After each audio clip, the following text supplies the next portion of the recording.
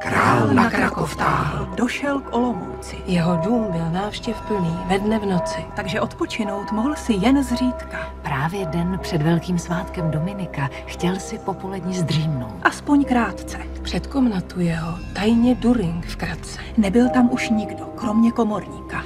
During přikrčil se v temném koutě sticha. Král se vzbudí, Vstane, Přenáramně vzdychá. pošle pro děkana. je mu smutno, divně. A tu During vnikne do královy síně. Na schod pomáhá mu. A v tom okamžiku vbodne bezbranému králi v hrdlo díku. Bonjour, je m'appelle Héloïse Hade, je suis historienne, spécialiste de la Bohème des XIVe et XVe siècles. Vous venez de voir un dessin animé diffusé sur le web inspiré par la chronique de Dalimil, la première chronique écrite en tchèque dans le contexte de l'assassinat de Venceslas III en 1306 qui plongea le pays dans une grave crise. Je voudrais aborder avec vous la manière dont la chronique est représentée sur Internet en appliquant la critique des sources digitales. La source de ce dessin animé, ce manuscrit richement décoré, n'est pas le texte original. Il s'agit d'une traduction latine qui a été réalisée environ 15 ans après la version originale tchèque, vers 1330, et à 800 km de la Bohème, dans le nord de l'Italie. On peut le voir à travers l'architecture et la végétation représentée sur les miniatures. Elle n'existe pas en Bohème. Dalimil n'est pas le vrai nom de l'auteur.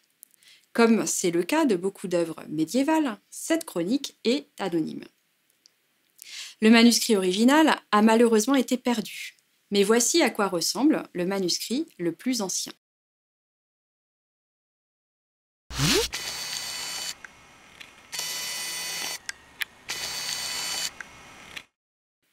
Voici la reconstitution des liens entre ces différents manuscrits. La tradition tchèque rassemble 14 manuscrits datant des XIVe et XVe siècles. Il y a aussi une traduction latine et 2 traductions allemandes. L'imprimerie n'existait pas à cette époque. La diffusion des textes se faisait par le biais de copies manuscrites qui sont toutes des documents originaux avec leurs propres variantes. Ce sont justement ces variations et leur diffusion qui nous renseignent sur la production et la réception des textes. L'objectif de l'auteur de la chronique était politique. Il a écrit ce texte au moment de la crise de succession, juste après l'assassinat de Venceslas III et avant l'élection de Jean de Luxembourg, qui a régné de 1310 à 1346. Ce nouveau roi était étranger. La noblesse se sentait menacée par la bourgeoisie presque exclusivement allemande. Les Allemands étaient venus en Bohème durant les XIIe et XIIIe siècles à la recherche de terres libres et avaient contribué à la naissance d'une bourgeoisie puissante sur le plan économique au XIVe siècle. Défenseur de la noblesse, l'auteur insiste sur l'origine allemande de ce groupe social concurrent pour le disqualifier. Dans son histoire, il démontre que les problèmes sont arrivés à chaque fois que le roi a fait confiance aux Allemands et qu'il a délaissé les seigneurs tchèques. L'utilisation des peurs identitaires à des fins politiques ne date pas d'aujourd'hui. C'est donc ironique de voir que la version numérique la plus diffusée sur le web n'est pas du tout représentative de l'intention de l'auteur. Le manuscrit latin est un cadeau princier, précieux.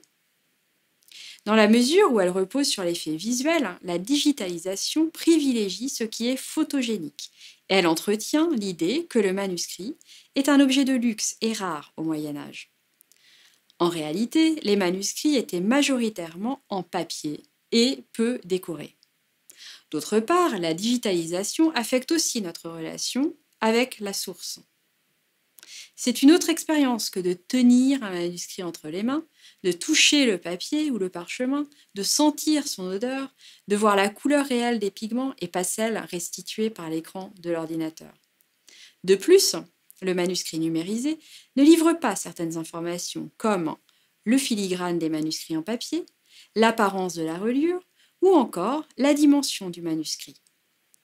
Pour conclure, la numérisation est certes un outil précieux car elle permet de préserver les manuscrits originaux de leur détérioration, de consulter les textes à distance et d'agrandir les détails. J'espère vous avoir néanmoins sensibilisé aux effets possibles de distorsion produits par la digitalisation des sources et à la nécessité de se reporter à la version analogue dans le travail d'historien. Vous voulez en savoir plus? Suivez ce lien vers notre leçon.